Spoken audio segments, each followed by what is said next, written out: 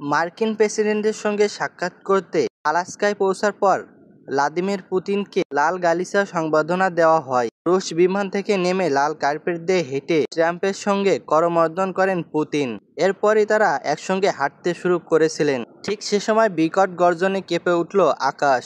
হঠাৎ দাঁড়িয়ে গেলেন রুশ প্রেসিডেন্ট। ওয়ান ক্যামেরায় ধরা পড়া এই ঘটনার পর বেশ আলোড়ন সৃষ্টি হয়েছে বিশ্বজুড়ে। কারণ আলাস্কার আকাশে ওই সময় উড়ছিল ভয়ঙ্কর ও রহস্যময় যুক্তরাষ্ট্রের টু বোমারু বিমানের বহর, যেটা সর্বশেষ ইরানের পারমাণবিক স্থাপনায় ধ্বংসে ব্যবহৃত হয়েছিল। 22 সেকেন্ডের একটি ভাইরাল ভিডিওতে দেখা গেছে আলাস্কার রিচার্ডসন জয়েন্ট বেসে মঞ্চের দিকে লাল গালিচা বেয়ে হেঁটে যাচ্ছেন পুতিন ট্রাম্প। ঠিক তখনই B-2 বোমারু বিমান ও যুদ্ধ বিমান তাদের উপর দিয়ে উড়ে যায়। বোমারু বিমানের গর্জনে থমকে গিয়ে উপরের দিকে তাকাতে থাকেন পুতিন। মূলত তাকে সংবর্ধনা দিতেই এমন উদ্যোগ নেয় যুক্তরাষ্ট্র।